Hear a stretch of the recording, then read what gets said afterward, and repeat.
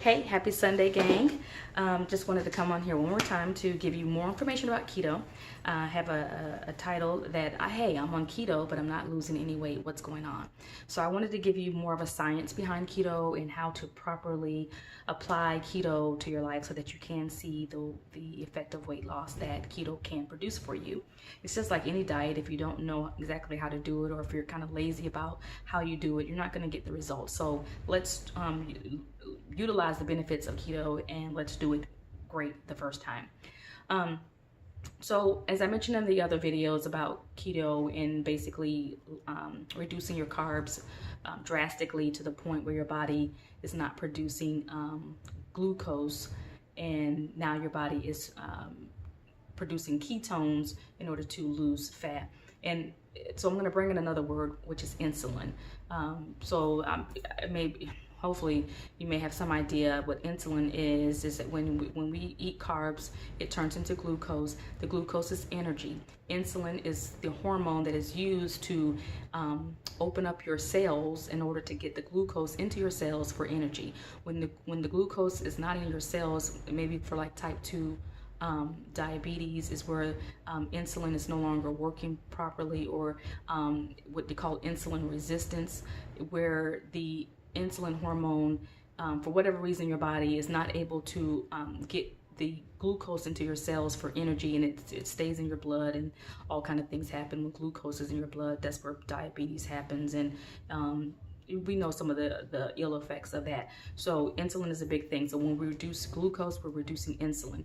Now, kind of like try to plain and simple, insulin has its purpose for your body, but it's also a fat storing hormone. When your body is high in insulin, at that time, your body is not burning fat. So it's kind of like you're in a fed state, or you're in a fasted state. So when you're high in insulin, you're not burning fat. The whole goal that we're trying to get to is to burn fat. So that's why we're lowering our glucose. Really, the culprit is lowering our insulin, so that we can be in fat burning mode instead of fat storing mode. So just keep the word insulin and glucose, two different things, but they work hand in hand. So this is really an insulin issue. So what we want to do is understand that. So then we have to get down to the macros. I talked about that. So use like MyFitnessPal. Just like anytime you want to lose weight, you get those apps that you tell your age and your height and weight or whatever, and how much you want to lose, and it tells you this is how many calories you should do. MyFitnessPal does the same thing. Actually, by default, it has its macros already set for you. So we're going to go into MyFitnessPal and change those macros. So our macros for carbs is 5%, 20% for protein, and 75% for fat. And then it will calculate how many calories of fat, how many calories of protein and carbs you should be eating. That's pretty much how you get started. Now, what I will tell you that if I would suggest tracking what you eat. You'll be surprised when we try to guesstimate what we're eating or how much we're eating and what is in certain things. You'll be surprised the calorie count or the carb count and things that you don't think even has sugar in it. So use MyFitnessPal, plug in those macros, and let's get started with that. Now, first starting off, like I said, when you're going to a new diet, especially when you're going to a low carb intake like we're doing, you are going to lose weight. I mean, you're going to initially see the weight loss. So I'm trying to give you just everything in one nutshell, but if you're just trying to get familiarized with macros and all this kind of stuff, really, if you stick to 20 grams of carbs or under, initially, you're going to see weight loss. 20 grams of carb is kind of a marker. It keeps you in ketosis. Anything over, it depends on, it's an individual thing. And some people go to the extreme of getting glucose monitors and ketone monitors to find out if they are out of ketosis or if their glucose is too high, which means that they're not burning fat. But that's why they just say 20 carbs. Some people can do more, 25. Some people can do 50, but most times 20. Anything higher than 20 grams of carbs will kick you out of ketosis. Now, can you still lose weight if you eat higher carbs? Or sure, but like I said, the point of keto is to keep you in ketosis, give you a better chance of burning fat rather than having to burn through glucose first. So you can eat higher carbs if you want to, but 20 grams of carbs on this diet, we're trying to get you the best effective way to lose weight faster. So really, if you start off just trying to gauge your carbs, you will find yourself successful, because you're going to lose a lot of weight just because you're changing what you're doing. And obviously it's going to keep you into a calorie state that you're able to burn more than you take in. So now, one of the things about keto, like I said, I mentioned before, one of the benefits is that it's going to reduce your appetite. That's very important, because we're going to go from traditionally eating 3 meals a day and snacks in between, 5 to 6 meals a day. We're going to go down to eating 3 meals a day. Start out with that, because the whole point is that you want to keep yourself in a fat burning mode most of the time. So that's why we're no longer snacking in between, because every time you eat, you raise your insulin. Remember, so insulin is fat storing. So we want to try to keep longer spaces in between our eating, which is basically fasting. I'm sure people know about fasting. Even now, people talk about intermittent fasting, not just for keto, but it's a thing that's going around now for any nutrition plan or any weight loss plan. People are intermittent fasting, because intermittent fasting or fasting is basically the same thing.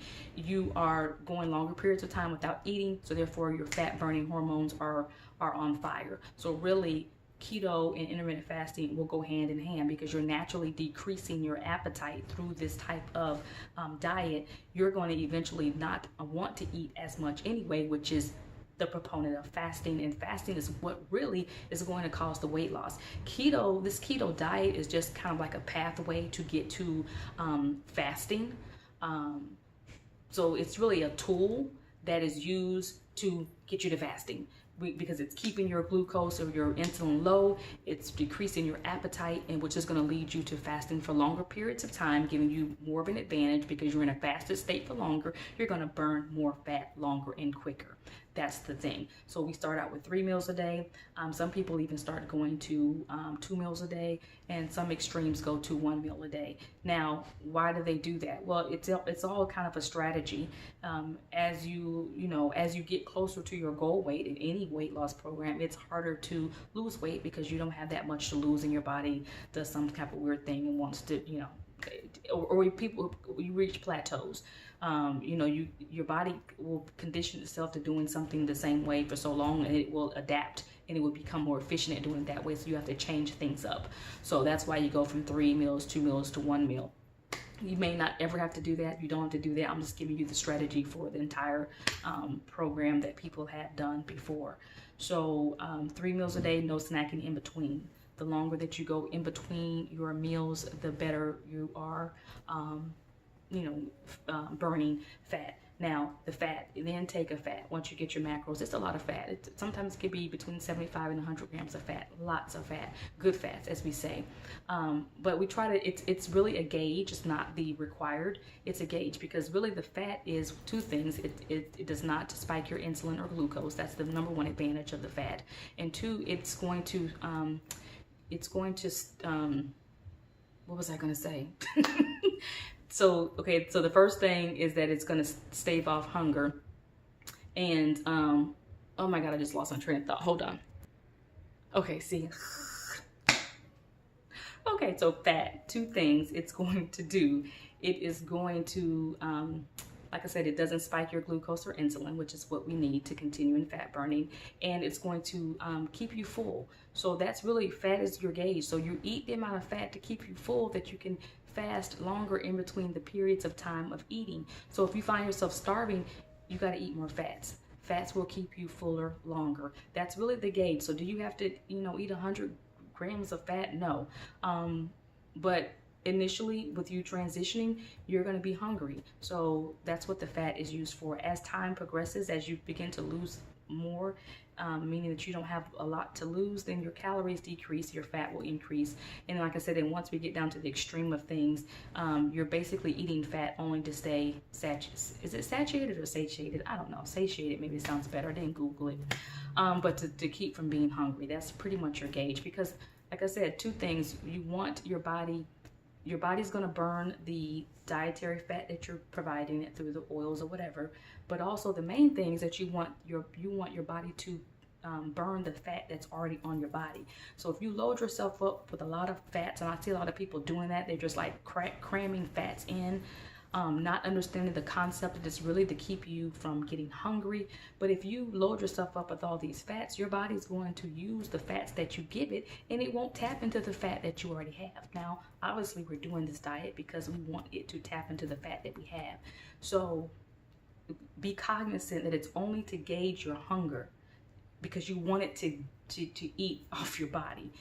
You don't want to just fill your body with fats, because it would only burn that and not the fat on your body. So I just wanted to give you that understanding of keto and understanding the science of it and how it works and what our plan is to do to make it work. My next video is going to be talking about what we eat grocery haul. Okay, talk at you later. Bye.